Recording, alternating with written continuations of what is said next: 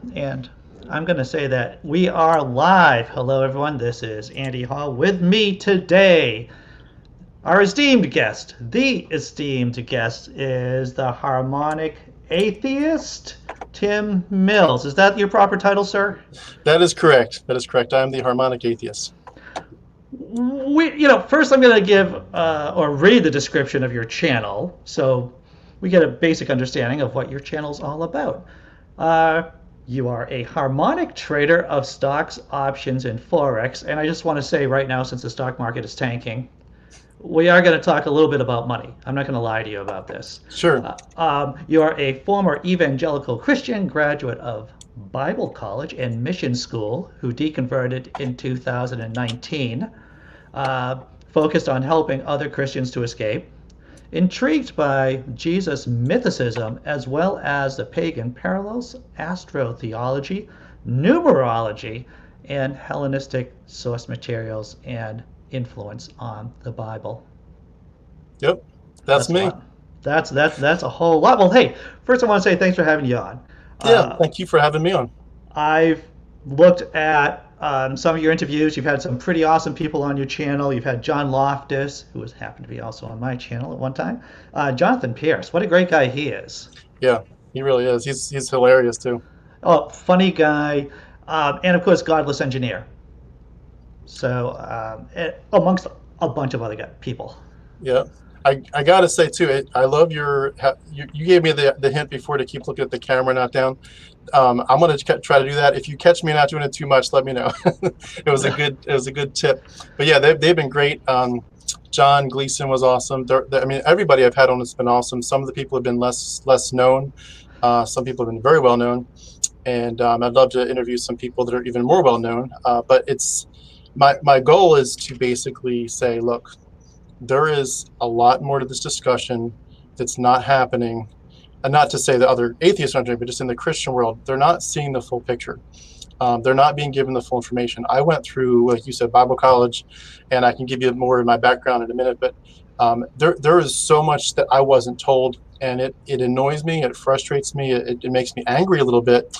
I think rightly so, that if you're going to tell someone, give your life, give your every part of your worldview to this belief system, give people the information to make a reasonable choice. And it's like they like select little pieces of the information that they want, and then they say, build your life on this. It's like there's so much you weren't told, so much you need to know. And I had to dig for it myself. It was out there, but I had to ask the right questions and know how to dig for it. And once you do, it will shock you to your core. Christianity is not what you thought it was. How do people, at least within the sect that you're in, how do people look at Christianity? It is unquestionably the truth. It is ultimate truth. It's ultimate reality in every sense. It was viewed through the lens of the Bible is the inherent word of God. It is literally true. And I know that there's a lot of branches of Christianity beyond, that would say, well, we're more liberal. There's different interpretations of it, and people have said, well, maybe if you had a more liberal interpretation, you would have been okay staying with it, or you wouldn't really be fighting against it much. You wouldn't have been so concerned to help other people. You would have just been okay with this more social, gospel-y kind of Christianity, and I get that. I still have issues with it, but I get that. But my experience was, the Bible is the Word of God, and it literally paints a picture that's very consistent. And I will say that, as much as there's a lot of inconsistencies, the consistent theological perspective, not the biblical message perspective, but the theological perspective is God in eternity past picked certain people to be his people. He obviously picked Israel, and that was a representation of spiritual Israel, and that he picks people from eternity past, from before eternity past, and he basically says, in time, I will give you a heart to believe. And what he's saying in the belief system is that you are a sinner, you deserve to be punished, you've fallen short of the glory of God, you have absolutely no hope in yourself, you are not dying in your sins, you are dead, you are a transgressor, it's already, the judgment is past, you're not waiting for judgment, in time you are, but in terms of your position before God judicially, you are already condemned. your sentence is passed. You are dead in your sins, and you are hopeless. And because you can't, in your sinfulness, reach up to God, you can't even repent. You can't even say, God, I'm sorry, please save me, unless God gives you the grace and the power through his Spirit to say, God, you've now illuminated me. You've woken me up. You've given me the power to see things correctly. I do turn from my sin. I do repent. I do believe that you are the Lord and Savior. Your death and resurrection was on my behalf. You are the perfect and only acceptable sacrifice, the blood sacrifice for me. Your blood pays for my sins. And when you do that, when you do put that faith in Christ, that you're judicially declared righteous, you're declared right in God's sight, and you are now put in a spot where you will forever be with God in heaven.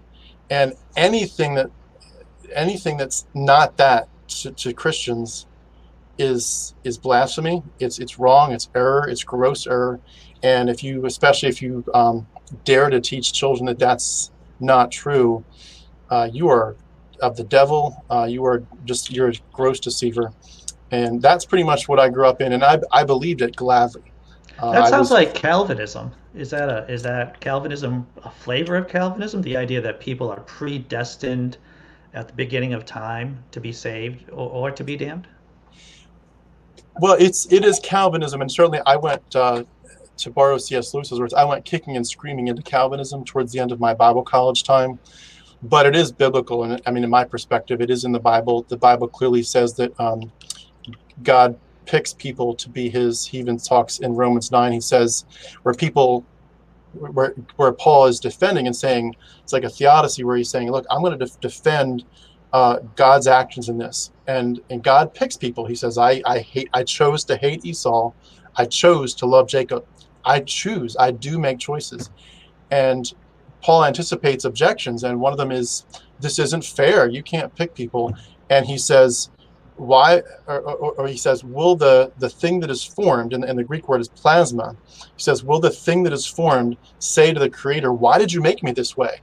And you literally get the sense from reading on in Romans 9 that God basically says, you can't argue against God. He has the right to pick who he wants, and he picks certain people for his glory, and those who are not are picked, they still do glorify God, basically by being fuel for the fire. Which is obviously on this side of the fence, that is a horrific perspective. I mean, in every sense, it's horrific. I just want to say hello to everyone in the chat. The Blazing Wizard Pope says, please tell me this guy is telling us about what he used to believe. Yes, sir. I do not believe it in any sense anymore. Absolutely. But to be serious, I always thought that it's the most honest form of Christianity is the idea about, God chooses certain people, certain nations.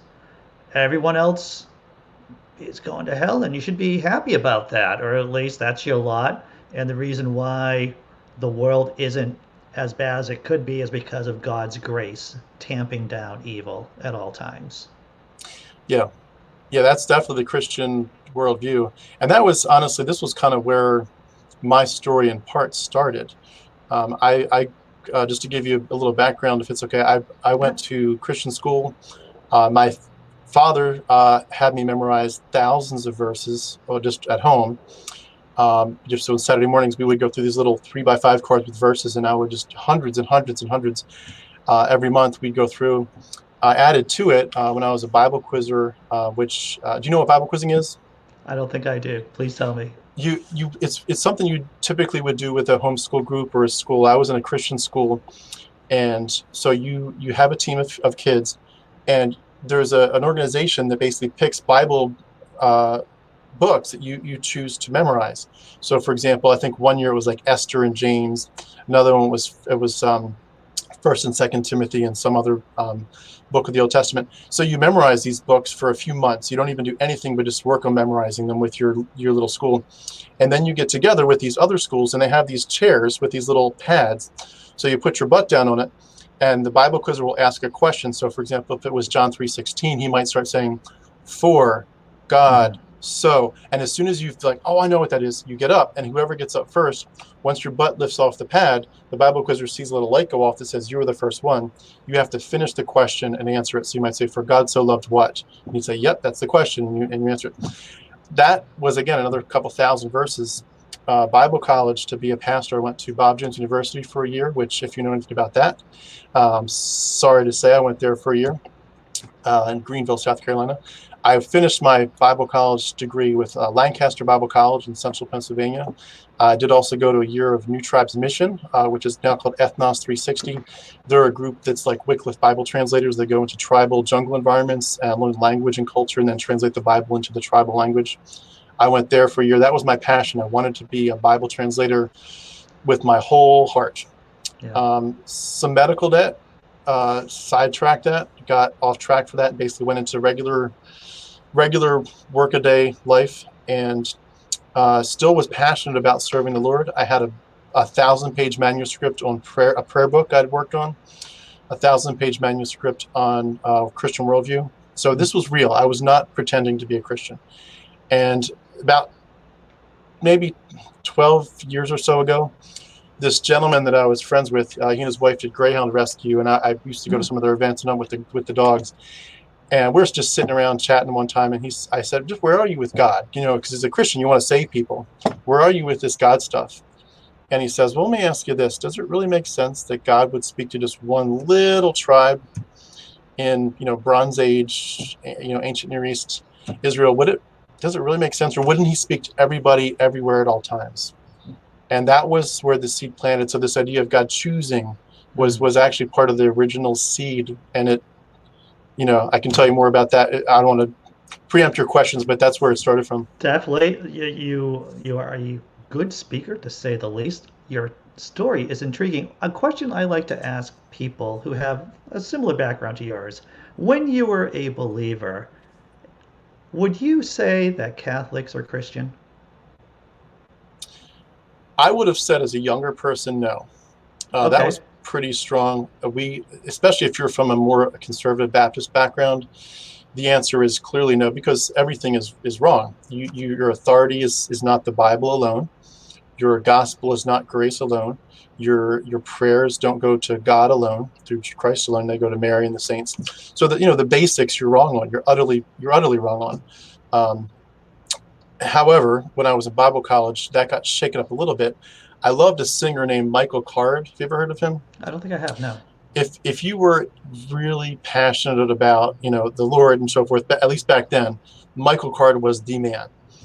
He basically would write some of the most biblical songs ever, and I loved him. I listened to him religiously.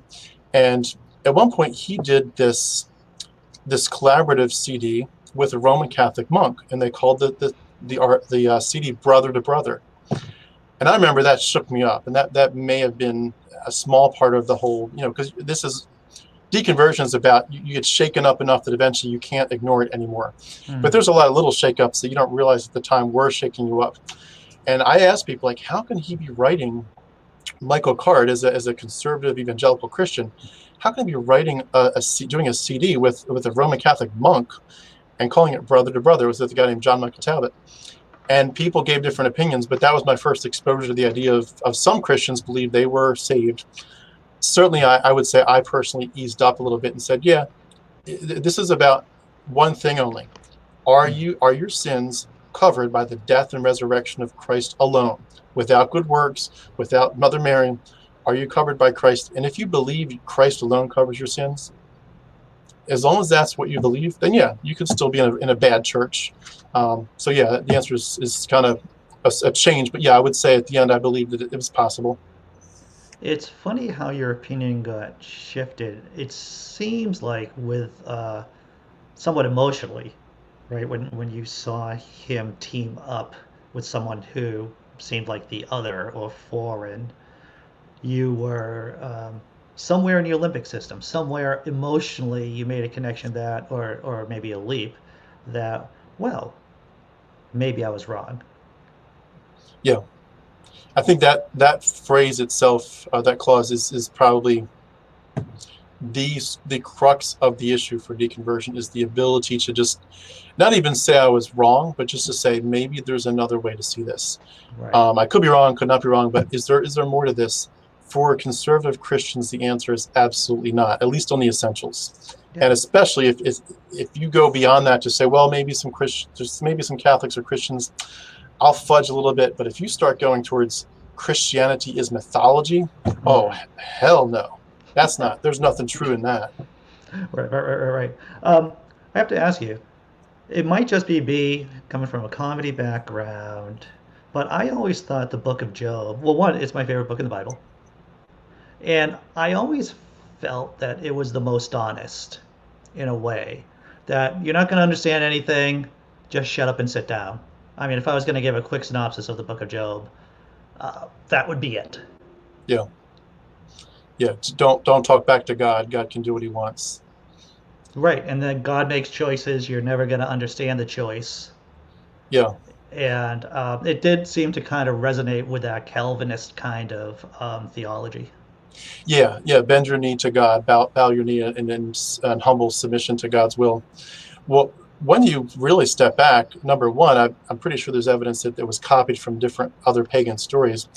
But when you just, even if you don't look at the pagan parallels and origins, just looking at the story itself, it gets bizarre. And this is part of the deconversion process for me, was I began to realize there are bizarre things that don't make sense. Some of them I knew as a Christian and just kind of wrote off to, well, some theologian that's, PhD 10 times over knows the answer to this, and I'll read their book someday and understand it. Or at worst, I'll get it when I get to heaven. God will explain what he was doing here. But you're talking about a God who lets Satan kind of walk in and kind of hang out with him in heaven, and then he plays with this guy, with Job, like it's like he's gambling with his life, and he's playing with them, and it just paints this picture of God as extremely capricious, as Satan is not this enemy. He's almost like a friend or a sparring partner, and it gets more and more bizarre. And then the stuff about Leviathan, the great sea monster, which again is a lot of pagan parallels to that, and it gets to a point where it's like you begin. This is part of the deconversion process to me, is you begin to step away from this idea of, what is this book teaching me? What is that story? What's the meaning? What can I glean from this as a life lesson? And it's your mentality switches to, where did this come from? What story were they copying from? And what is this, like, what does their theology back then mean? Because if you have a theology that Satan is the utter enemy of God, Satan doesn't walk into God's throne room and kind of hang out and chat with him and say, hey, let's do a little gambling with Job's life. And then of course just the gambling, like, God's really going to gamble with your life and take away your precious children just to prove a point? God knows it's like God doesn't need to test you. He knows your heart. Similar to Abraham and Isaac. Why would he test if Abraham's willing to sacrifice Isaac? Number one, because you don't want your people saying, sure, God, I'll kill my kid with a knife. You don't want that. That's what you're opposing. But secondarily, you already know his heart. And it gets more bizarre as you really step back from the party line. It gets so bizarre. Right. So you've done a gaggle. I'm going to throw that really specific number out there. A gaggle of interviews on your channel. That's an interesting word. I've never heard that before. Yes. Well, I'm an old guy, Tim, and you like to use the anachronistic terms from yesteryear. But you've had a bunch of interviews. What did you learn? If you're going to say, this is the most important thing I learned while doing these interviews, what do you think that is? It's a good question. Just to give a background before I answer that question, I'm kind of doing two parallel things in my mind. One of them is these interviews. The other one behind the scenes, it's not yet more visible, is I'm doing a project to kind of expose the pagan parallels in a more professional way so that people can say, okay, yeah, I've got all the information. But since I'm doing mostly interviews, a lot of them are on people's work. A lot of the work, though, by the time I interview them, I've already kind of studied enough that I'm not really surprised in the interview. What surprised me the most was actually a very personal story. There's a video up, again, the channel's Harmonic Atheist, and I grew up with a friend named Susan, and we were literally at the same Christian school. My dad taught there, her dad and mom taught there. It was called the Christian Academy, and outside of Philadelphia. And we literally met in kindergarten and were dear friends. I mean, I was on fire for the Lord, so was she. And you know pretty quickly who's not on fire for the Lord, where they're a casual Christian. She was on fire for the Lord. It was very real. She was a great Bible quizzer, and she deconverted before I did, which was a shock to me. Someone told me through the grapevine, "Hey, did you hear what happened to Susan? She's not a Christian anymore." I'm like, "What are you talking?" There's no way Susan left Christianity. And about 12 years ago or so, I got in touch with her by email and just kind of said, "Hey, I'm just curious how you're doing. What's up?" And she explained it in brief. I didn't dive with her into it as much as I could have or should have, but I was kind of dumbfounded, like, I don't know what to say. I fortunately left that email conversation on a good note, just friendly, which I could have easily not done, but I thankfully did. And then 10 years later or so, I deconvert. I do a huge, and I'll tell you that story in a few minutes, but I do a huge, research into the origins of Christianity and Judaism. I deconvert, and I reach out to her and say, "Hey, I deconverted. I understand now what you went through, at least some of it, and I'm here for you. I care. I'm sorry. No one supported me. I am very alone. I am utterly alone in this. Everyone is against me," and that's still true, apart from like online friends. Everyone is against me on this in the real world. But if you went through that loneliness, I'm sorry, and I'm here for you. And so we just kind of chucked it up to, it is what it is. And she had gone through a lonely period. But I just planted this seed as I began my channel. I said, "I'd love to interview you someday. Your story is probably powerful." And when I did finally get her to agree to an interview, and she shared her story, her pain was incalculable, especially what's called the shame culture. Are you familiar with that term? I've heard of it, yes. It's just this, you take the idea that you're wicked. You are truly wicked. Not to say that God doesn't still love you. God places some kind of value on you just purely because he chooses to. But in terms of your inherent worth, your goodness, there's nothing there. You can't claim any goodness or worth before God. Any goodness or worth you get is imputed to you. It's declared by God, given to you as a gracious gift. And so you are wicked.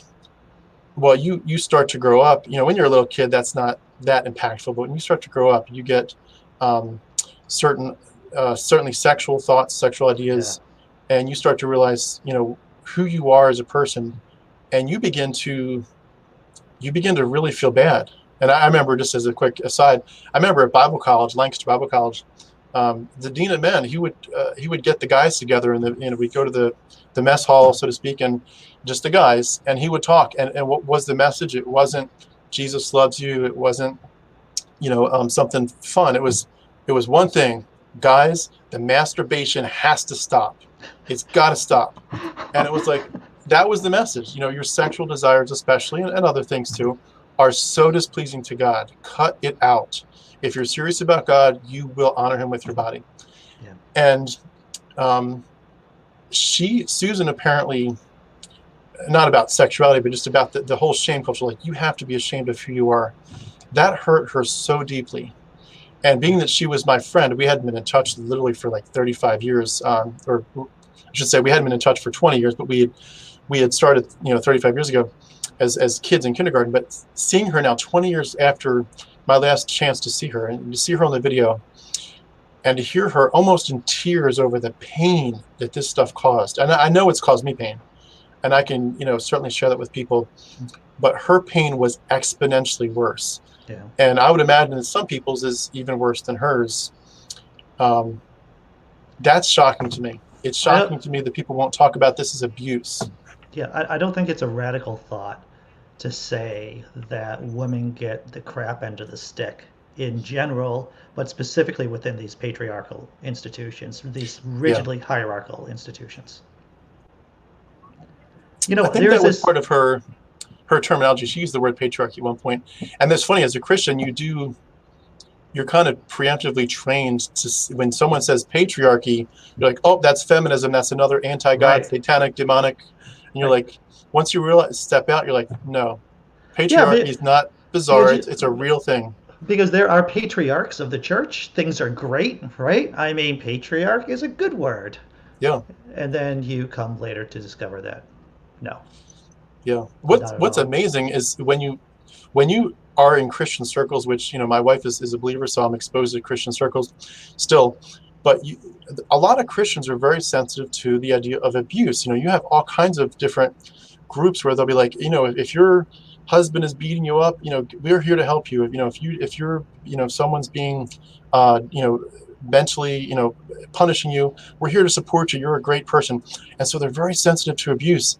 And yet you get the biggest mind job of history and the biggest shame culture issue and the biggest brainwashing of children.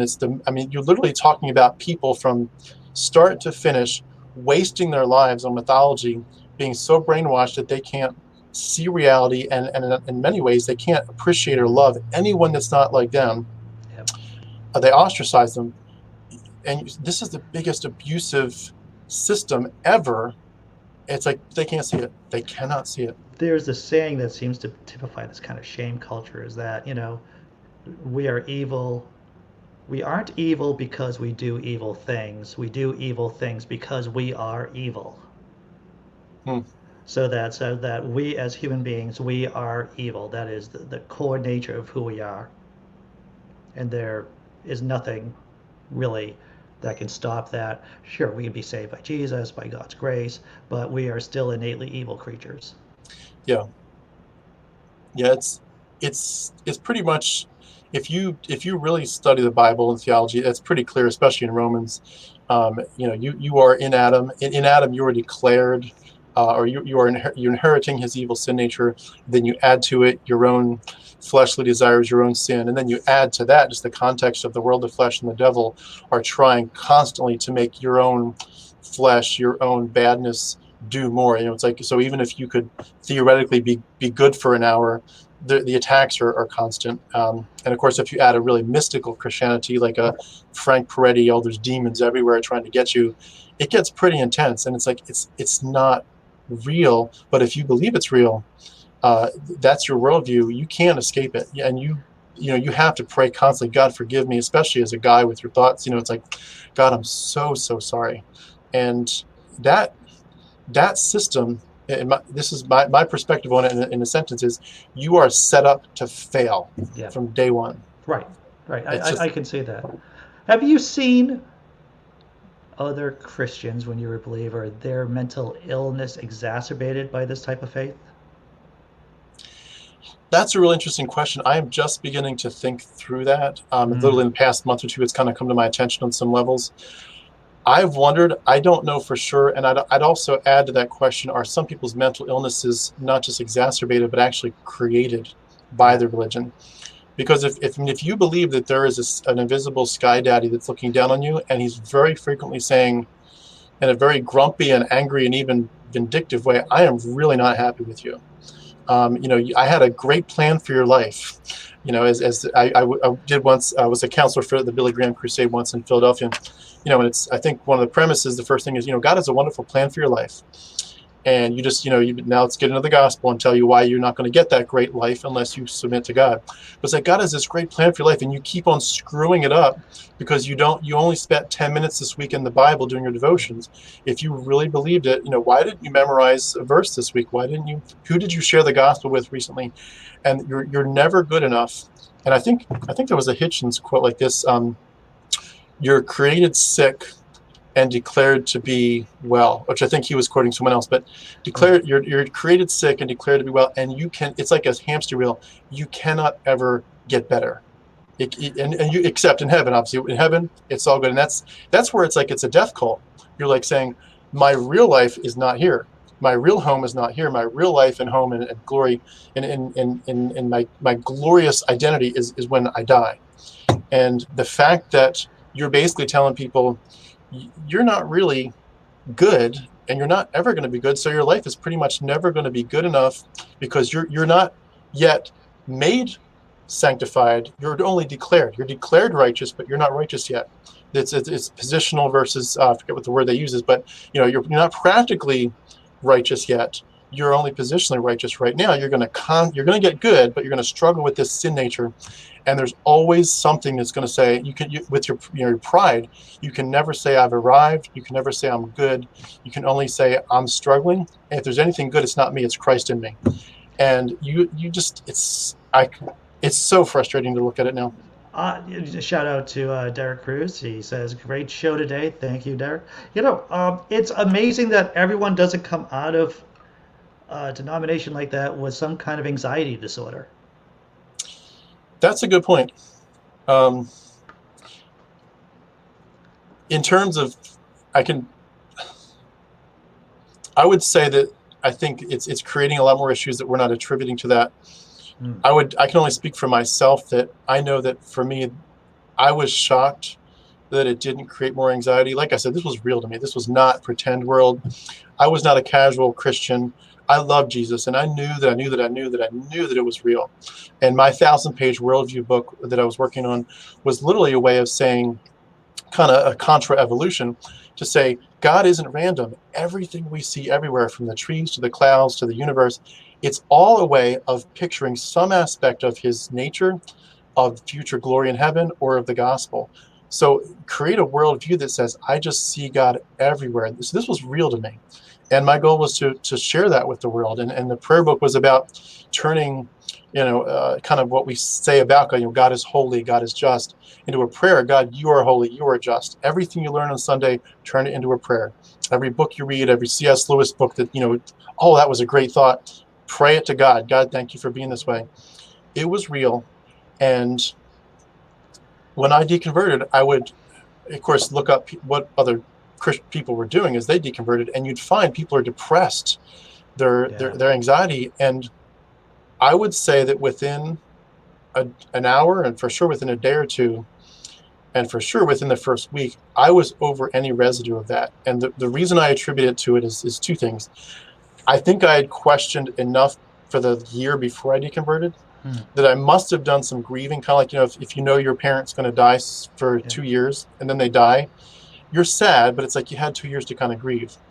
And it was like that. Like, I think I did some grieving, but then I think I realized too, you just escaped from a mind job that for all intents and purposes was about to consume your entire life. You escaped. You can do two things. You can sit here and grovel about, oh, this is horrible, there's no God, there's no heaven, there's no eternity, I don't get to see people in heaven.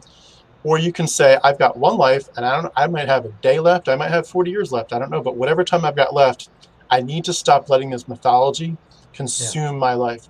And I chose that path. I was going to tell you a quick funny story about that. I think I had a little bit of a I don't think I've ever shared this publicly before, just in private conversation, but I had a bit of an experience that was a parallel.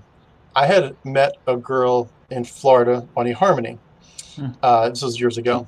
And I had some previous relationships that were very painful. And this girl on eHarmony was like my just dream girl in every sense. She was sweet, she was wonderful, loving, tender, beautiful. And we got along so well. It was awesome. We dated for a year and then got engaged. And about a month before the wedding was supposed to happen, I was here in Atlanta, in Georgia, and she flew here from Florida for one final visit with a premarital counselor, as you do, just to kind of talk through and get ready for marriage. So we're a month away from the wedding, and she says to the counselor, "I have never been treated better by anybody in my entire life." Sorry, my dog's lapping water up. I've never been treated. Even my parents don't treat me as well as Tim. This guy loves me through and through, and I feel so well treated. She flies back to Florida, and I go back to work. And so we're now then like 3 weeks left till the wedding. Tickets are booked for me to go down to Florida and do the wedding. And I come home one day from work. I was a stockbroker at the time.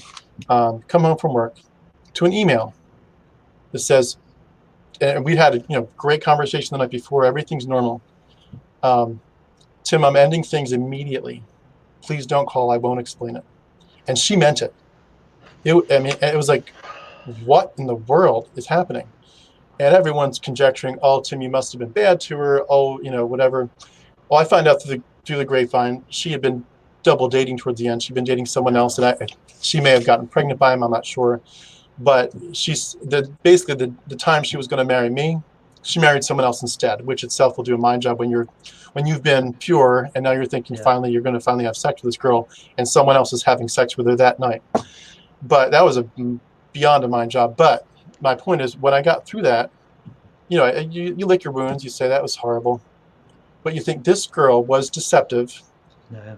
I can let her deception take even more of my life away, or I can pull myself up and move on and get back to my beautiful life. Hmm. And you make that choice. And I kind of had to think through that pretty quickly with her and think, I'm going to choose life. I'm going to get back to my life and stop letting this suck the life out of me anymore.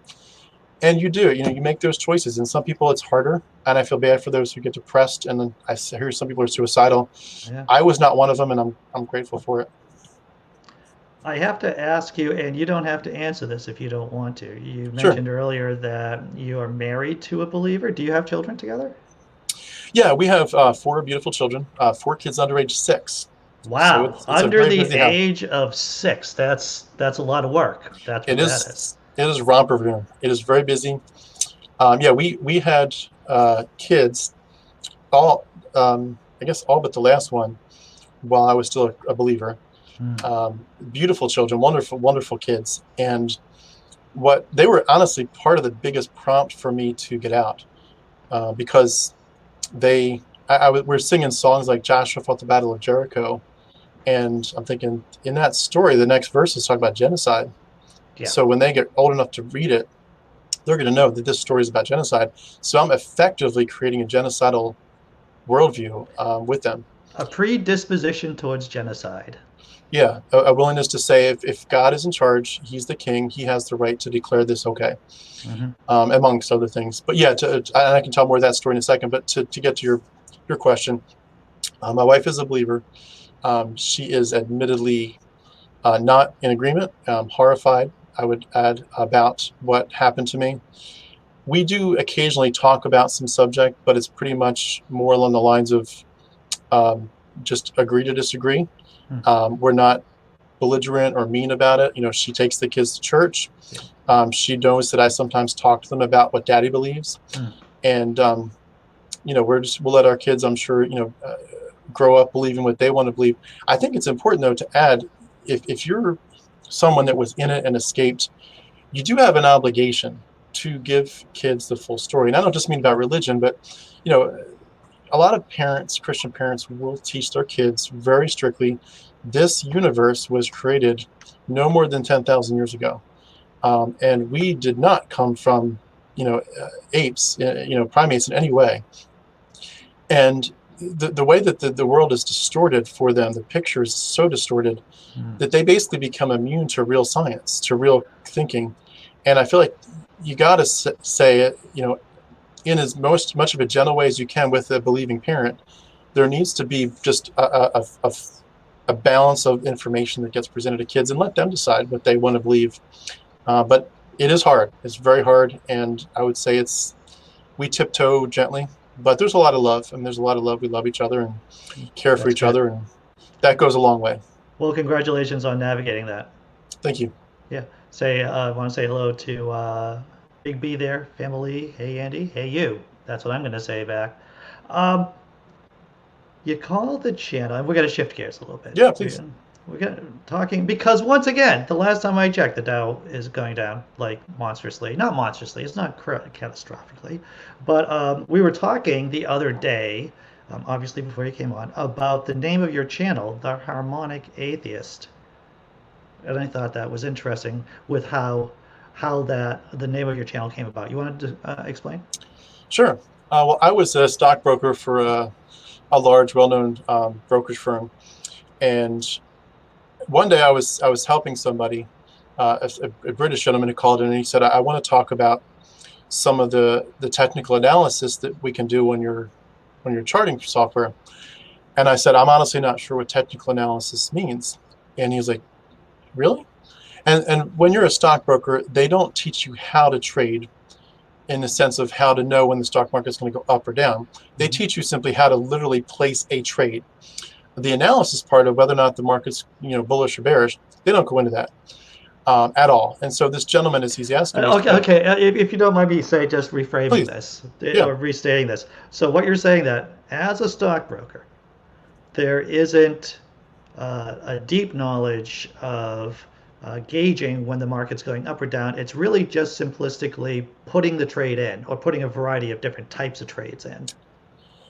Well, I'm sure there's some people that have jobs where they do try to focus on that, especially if you're in an analytical group. But if you're just a literal stockbroker that's taking calls, someone says, "Hey, I want you to put a trade in. I want to buy 20 puts on ABC Yeah. stock." Your job is not to help them analyze. And if they say, "Hey, is this a good idea? Should I do this?" You're not only not trained to do it, you're not allowed to. You can't say, "Hey, just so you know, I analyzed this. This doesn't look like a good trade. Are you sure you want to do this?" You cannot say that. If they want to place that trade, you let them place their trade. Right. And your job is just to help them do what they analyze to do. We don't give you don't give recommendations. There are some people that are in roles where they're allowed to make recommendations. So I would say there's a split. Just the average broker that's just there to help you say, "Hey, I'm new to your platform. How do I do this?"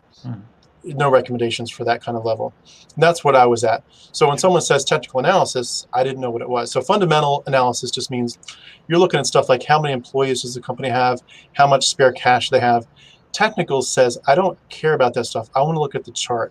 Yeah. And so when you look at technical analysis, and I dove into this after I left that job, but what you're talking about is stuff like supply and demand zones is one. You're looking at even things like trend lines and counter trend lines, counter trend line bounces. But where it really got into steroids for me was the Fibonacci. So are you familiar with Fibonacci's? Okay, yes, I don't think I could give a good definition of what they are. Sure. Well, when you look at the way that certain things expand, so the way a galaxy expands, the way a mollusk expands, it's all over nature. I could give a lot of examples, but suffice it to say, there is a ratio called the golden ratio, and it's Yes. 1.618. And what you would do is if you wanted to look at it like in a sequence, you would go 1 and 1 is 2. Now take the last two numbers and add them together. 1 and 2 is 3. 2 and 3 is 5. 3 and 5 is 8. And do that on for a million numbers. Mm-hmm. Well, if you take off the first few numbers, the ratio begins to be almost identical from that point on.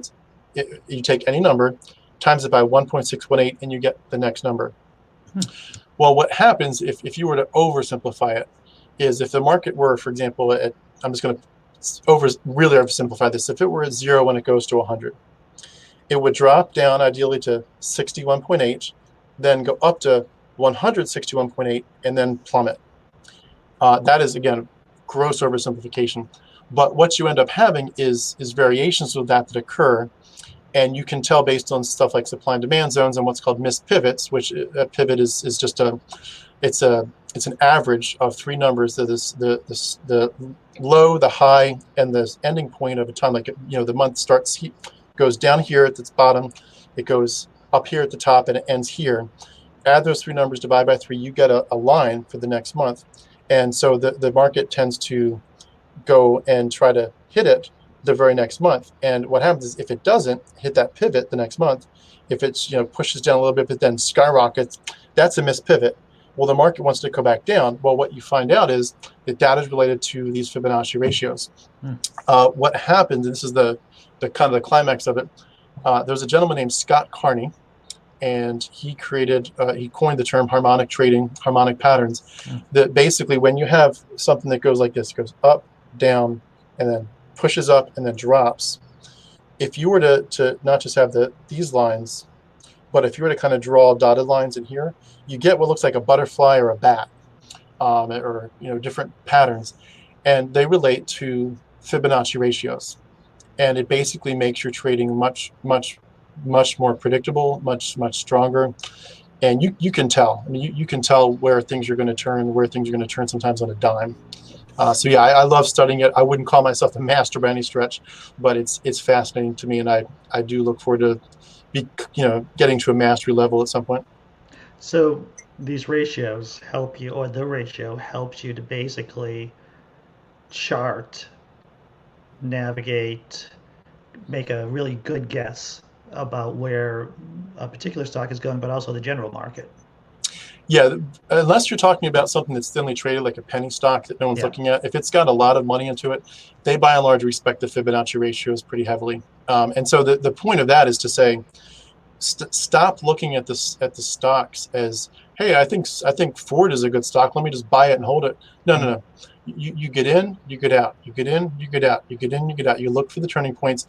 Sometimes you can do it, you could do it on a daily basis, because that harmonic is also related to the idea of the patterns are repeated. So you could say, look, I see this big pattern. It took 5 years to complete. Well, you could zoom in and say, well, look, there's another harmonic pattern that's in this one little 2-month period. Mm-hmm. You could zoom in and say, there's a harmonic pattern in a 1-week chart. And so these repeat. The market respects Fibonacci's religiously. So they respond. Okay, so you would say that, putting on my skeptic hat as against my crappy comedian hat, that this kind of method, it is one of those peer-reviewed, empirical type of systems that works over time. Yeah, for non-thinly traded stocks, and my starting point was more Forex, foreign currency, the Forex market. Forex market is even better at this. Yeah, it's definitely been tested. The Forex market is better because it's bigger. I mean, if you look at the money that goes through our stock market, and you look at how much goes to the Forex market, I mean, our stock market looks like it's dwarfed by it. The more people that you have in it, the more you're talking about, a lot of people doing the same thing. So there are people all over the planet looking at Fibonacci numbers and how they relate to the Forex market. Interesting. So I imagine that when there's some kind of black swan event, right, when there's some kind of unforeseen disaster, like let's say 9/11, or let's say this one that we're in right now, COVID-19, maybe you can even say the presidency of Donald Trump, which is exacerbating the situation, that even in the downturn, there is some kind of order. Yes, absolutely. There is structure. It is never random. And I don't want to say it like it's Illuminati kind of stuff where people are pulling strings, but it definitely it looks like the people who know what they're doing, who have the big money, they're using Fibonacci ratios to push the markets in different ways. And especially one thing I came up with, which is I haven't seen other people do it, but I call it a Fibonacci pitchfork, where you would like if there's a market you're looking at, so you see where it's been at the bottom, and then you look at where it's gone to, and then it reversed. If you put what's called a pitchfork on there, where it basically creates a zero line at 100 at the bottom, 100 at the top, you add in the Fibonacci ratio. So you put in what's called a 32.8, a 61.8. You put those numbers in, and especially the number, for some reason, it's not a Fibonacci number, the number 50 and 70, the market also deeply respects. You add a Fibonacci pitchfork on top of this, and it'll stop on a dime. And it's like, is it stopping on a dime because everyone knows about it? Or does everyone know about it because it does it?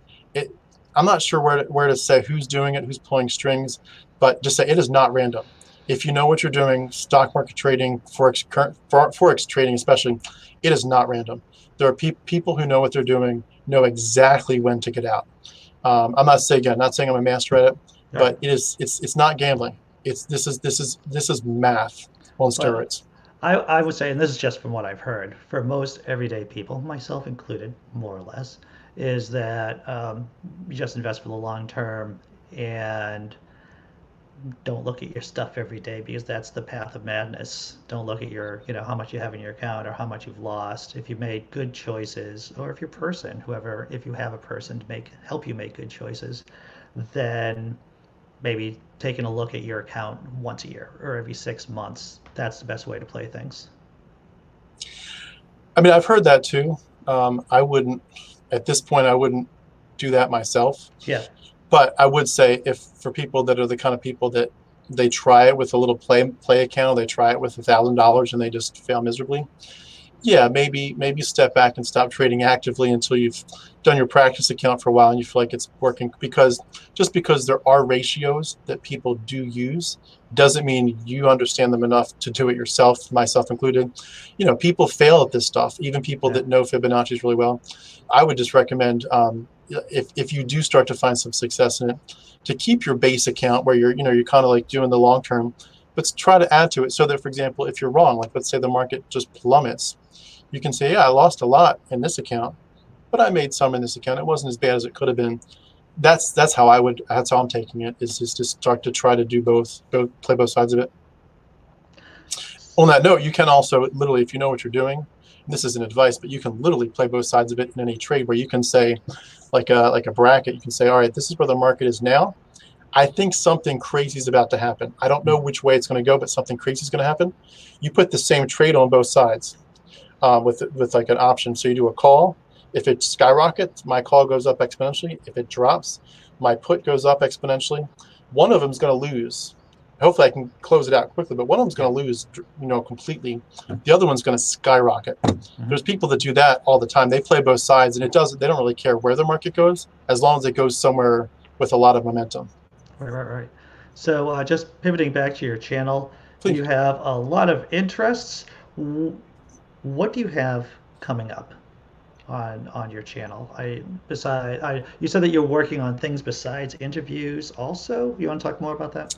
Yeah, I would love to. What got me out, and this goes back to my story, what got me out of this was I had some seeds planted. Like I said, this question of, does it make sense that God would speak only to Israel instead of the whole world? Some seeds planted in Bible college here or there. But what happens is you ignore most of them, and a lot of them you never hear about. But when you actually get exposed to it, like for real, it kind of blows your mind enough that you say, I have to nail this shut and figure out and say, no, this was not a faith-shaking event.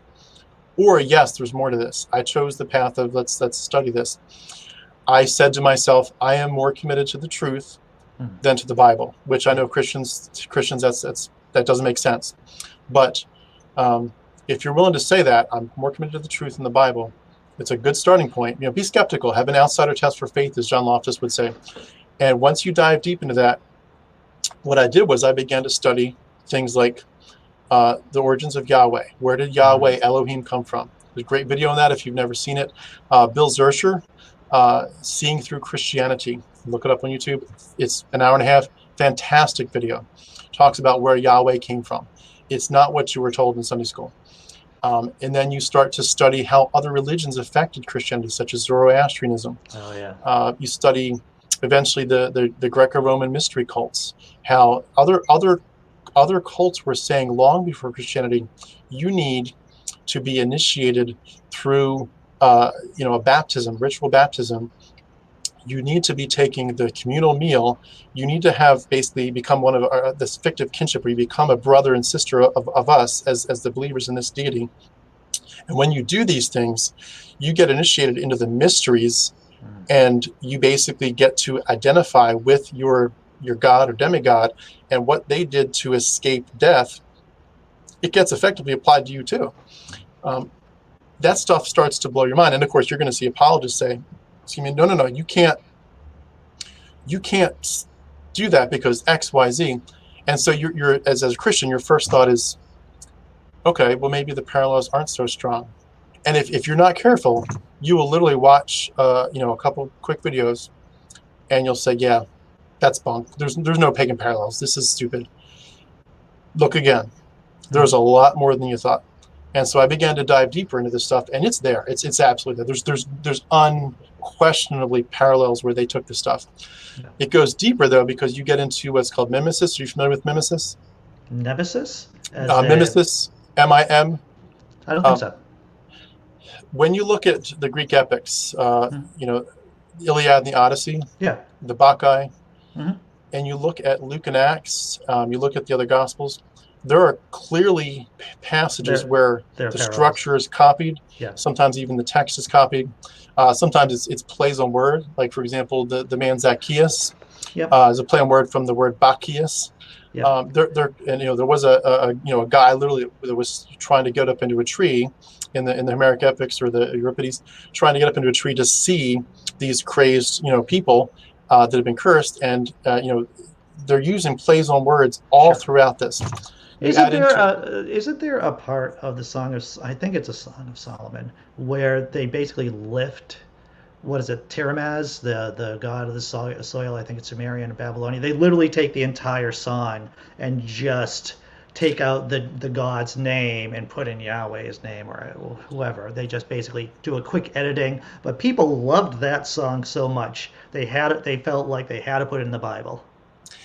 I've read a little bit about the Song of Solomon. I haven't studied it enough to know, which part is doing that, but I wouldn't be surprised, and I'll definitely take it on myself to study that one. But yeah, that kind of stuff is happening all the time, for sure. They're clearly copying stuff.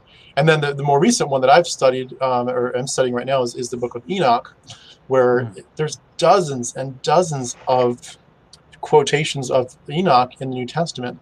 And what it adds up to, and I could go on and on about stuff. And the big one that I love is the astrotheology.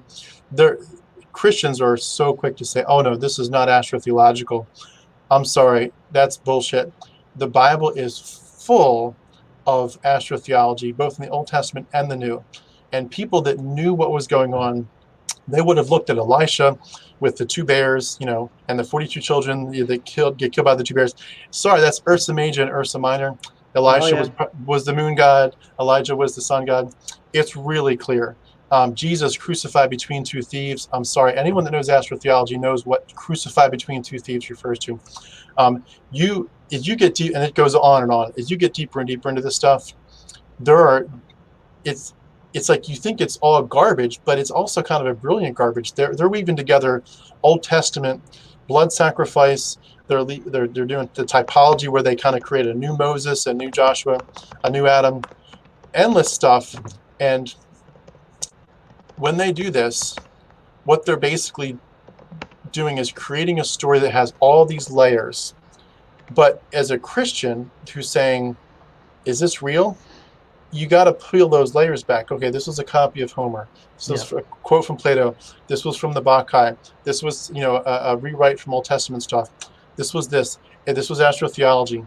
Even Pythagoreanism, in John 21, 153 fish. Why does John say in John 21 that they captured 153 fish in their nets? If you don't know Pythagoras, look it up. 153 is extremely important to Pythagorean people. And I think it was the Essenes maybe that were even known as a Pythagorean cult. Yeah. This stuff is woven through it. When you peel the layers away, there's not much left. And that's what my goal is, to answer your question. My goal is to put all this information in as professional a level as I can, where it's like it's literally a PowerPoint that people can download from a Google Drive potentially. It is YouTube videos, but people can go and see the sources and download it and say, I wanted to check for myself, and then share with people and say, this is not just a chat where I had to take notes. I can literally take this away. I can take all of his work, download it for myself, and I've got, as far as Tim studied so far up to that point, this is everything that he can tell that spoke into the formation of Judaism and Christianity. And when I look at it with this information, I'm sorry, this is mythology. I'm sorry, there's no way this is real. I never thought I would say this statement maybe 5 years ago, but Tim, astrotheology is pretty popular these days amongst many atheist circles. Yeah, well, there's some that kind of poo-poo it down. Certainly they question stuff like Acharya, D.M. Murdoch.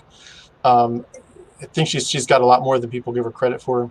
And I wish she was still with us, because I'd love to bounce some of the ideas off her. But there's a lot more there. I mean, if you really know astrotheology through and through, I mean, you can't just wing it and say, I read one article, so I know what's happening. You have to dig deep. And honestly, I don't want to do my presentation halfway. I don't want to do much of it until I can say, I can show you all the aspects of it. You will walk away from this knowing this is definitely astrotheological. Right. But the goal is to really give people the information. And I mean, my goal is to help people deconvert. I pushed some people into this mythology. Fortunately, not as many as I could have. My goal is to help. If I put 100 people in the kingdom, I want to take 10,000 out. I want my voice to get bigger and help people realize this needs to end.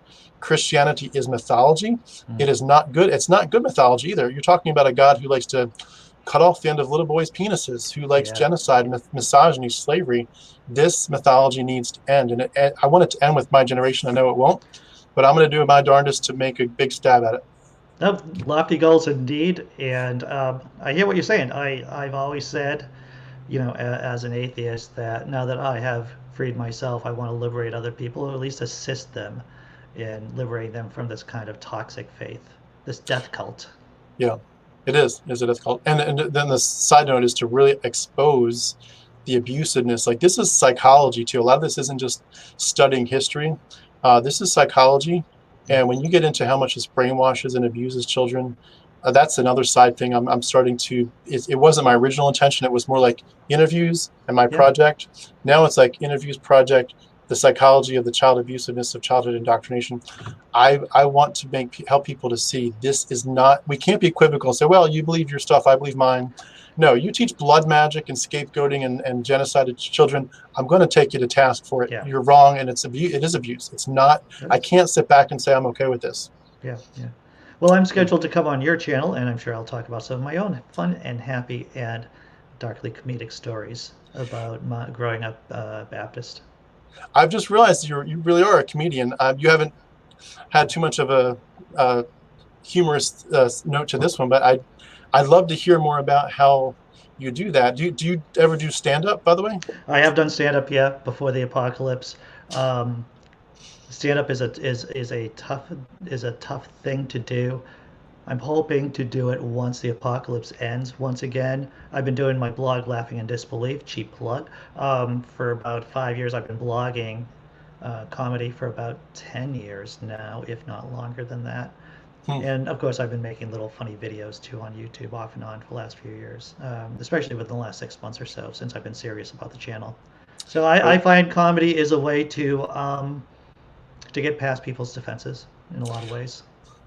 I will add just this one little note about that. My personality is more conservative. Obviously I'm getting more free with some words, but you know what I would want to do, and I haven't been brave enough to do it yet. But you know how in The Office, Michael Scott's character says that's what she said a lot? Right. I feel like I want to weave it into every interview somewhere, at least with the guys. I want to weave it in and say, something, and that, I want you to think about mythology long and hard. And that's what she said. But I haven't done it yet. Maybe I'll get the guts to do it at some point. But it's because sometimes too, you're talking about such serious topics, and you do want to lighten it up. But yet you want to keep it serious because it is like you want it to be professional. You want people that are very serious that are like, oh, I'd never curse, I'd never do a joke like that. You want them to stay tuned, but at the same point, like, come on, let's have a little laugh. There's you got out of the silliest thing. You used to believe that the God who made the universe, the God who all this universe that Hubble can show to us, that God's first thought was, I don't like the end of that little boy's penis. Cut it off. Like, come on. You got to laugh at yourself. You used to believe that stuff. You do. It helps you keep your sanity. Blazing Wizard Pope says, Andy is super funny. I think so, at least, sir. The check is in the mail. Thank you very much. Tim, I like to close my interviews with asking the guest, is there something you wanted me to ask you, but I didn't? I'm not talking about plugs or where people can find you online, but was there a topic that you wanted to touch on, but we just didn't get around to? A topic that we didn't get around to. I will give a brief topic. Yeah, sure. Insomnia. When I was a little boy, I learned, when you learn in math class how to take a fraction and make it into a decimal, so 3/4 equals 0.75, the hour I learned that, my mind grabbed it, it wouldn't let go. And for the first year after that, I couldn't sleep because I would do math facts all night long. I would cry myself to sleep as a 8-year-old, cry myself to sleep doing math facts, and I would find patterns and all these shortcuts. And like 1/7, 0.142857, and it repeats. It's like all this cool stuff, and the 11s, 1/11, and all this stuff. All these patterns would grab my attention, but I loved it because it was like, oh, this is cool, but I couldn't stop. Yeah. And the math stopped after about a year. For 25 years, I couldn't sleep. And of course, you get some of the Christians saying, oh, this must be a sin issue. This must be you won't submit to God. God's clearly, punishing you. It's psychosomatic for something that you're not willing to submit to God on. Of course, you do get that from Christians, and I believed it. So after every therapy and doctor you could think of, I'm up in Philadelphia at this point, a friend in Georgia says, hey, I know this guy, he's kind of a quack doctor, but he fixes stuff that nobody else can fix. And I'm like, you think you can fix this? I mean, I've had it for I've been to some really good doctors. Yeah. I've been on every medicine you can think of. And they're like, well, he probably won't use medicine. I'm like, won't use medicine? What? So I get in touch with him, and he's like, yeah, move to Georgia. I'll help you fix this real fast with no medicine. So I get to Georgia. I take the adventure, move to Georgia, and I start seeing him, 3 times a week right away. So he takes like 3 hours, and he does the weirdest stuff. It's like, this guy is a quack. He's spinning me in a chair with a blindfold on. Like it's like this. The cameras are it's like a mask where the cameras look at your eyes, so he can see my eyes on the screen. But he's spinning me. I'm dizzy. He's doing all kinds of weird stuff, and I'm like, I don't know what to think about this guy. The 3 hours end, and he's like, I was right. I can fix this. I can fix it in about a month with no medicine. And I'm thinking to myself, okay. And he says, it's real easy. When you were a kid, half of your brain, probably with about the time when you did math facts, half of your brain started to shout. We don't know why, but it started to shout. And the other half got real quiet. All we're going to do is we're going to ramp it up, the side that's quiet. And we're going to take the side that's quiet or that's loud, and we're going to quiet it down. Once you're even, you will sleep again. So he said, I want you to exercise for the next 6 months only on the left side of your body. I want you to do listen to something with a heavy beat like rock and roll, but only in the earbud in your left ear. I want you to look at no more pictures of TV for 6 months. Just cut all TV, any magazines, anything picture-wise. Try to cut it out as much as you can. Do a lot of reading and math facts. And then the last 2 big things were, he said, number 1, go to bed when the sun goes down. Don't use lights at night. Mm-hmm. But the biggest thing was what's called an interactive metronome. You know what a metronome is, where it goes tick, tick, sure. tick. Yeah. So he has this computer where as you're hearing it with the headphones, the beep, beep, beep, you see the dot on the screen beeping as you hear it. You have these pads, and you have to clap. And if you're a little early, it has these little parentheses that say you're early, or if you're late, it goes afterwards. And for the first like 10 minutes, what you're doing mentally is you're trying to respond. You're trying to figure it out. Am I too early? Am I too late? After about 10 minutes of kind of fidgeting and not getting much right, something happens and your brain syncs up. And I literally would do it for 3 hours straight. Just stand there and clap. And I wouldn't miss a single one. It would never be too early, too late. Your brain just syncs up. I did that for a month, hours and hours and hours of it. And after 25 years of hardcore insomnia, I could sleep with no medicine. So that was a pretty big juncture in my life.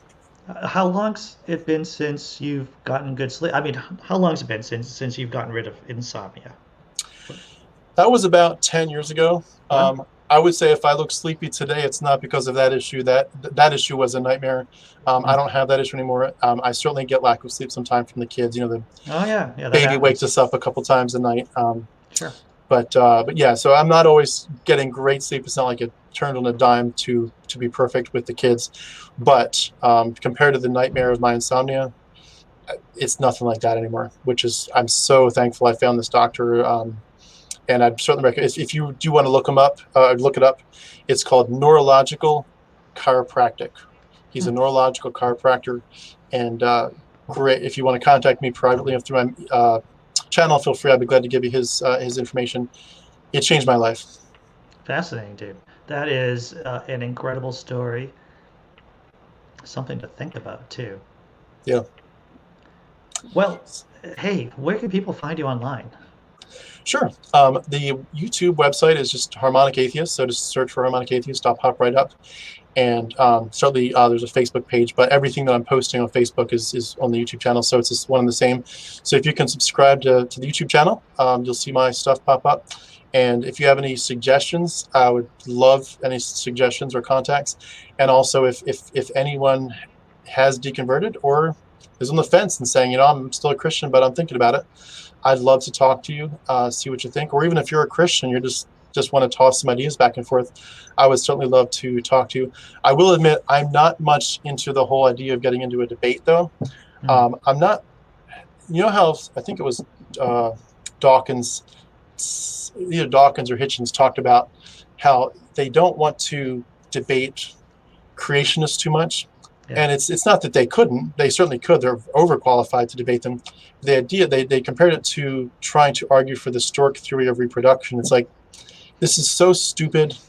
I'm just not going to waste my time. I want to talk to people that want to get into real life. If you really, really want to talk about how the resurrection has so much evidence, and I guarantee you it so does not, I'm, go look somewhere else. I'm looking for people who want to embrace life, who want to get out and help other people who've gotten out. I want to give people, a future. I don't want to further entrap them and give people the idea that, well, your idea is as good as mine. I'm sorry, when it comes to mythology, I'm not going to go that route. So I'm kind of in the middle there, but I would love to have people who've gone through this, because I feel like a lot of people feel like their voice, like just to say, I've joined some Facebook groups quietly. Yeah, that's a good start. In my opinion, get your voice out there. Go tell people, because the more that people think this is normal, some people think the word atheist is so bad and so horrible. Just the word itself is like, ugh.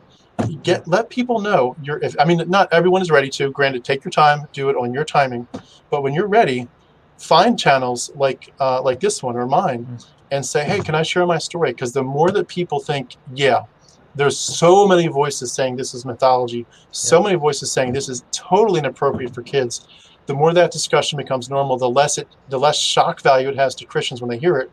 Like, I've heard that before. I never thought about it before, but all of a sudden, hey, my best friend from college is deconverting. My cousin is deconverting. What's happening? Maybe I need to listen to their story. Tell it if you can. Words of wisdom right there. Tim, the Harmonic Atheist, thanks for coming on the channel. I'm looking forward to coming on your channel. Yeah, likewise. Thank you so much, Andy. This has been awesome, and hope your voice just gets bigger and bigger in all this. That's why. Oh, hey, we got a sub. You got a sub, by the way. Grumpy Old Dude, great guy, another YouTuber. He has a great story. He just subbed to your channel, so that's Thank you fantastic. very much. All right, well, take care, everyone in the chat. This has been a lot of fun. You'll see me tomorrow on the Daily Atheist Morning Show. Take care.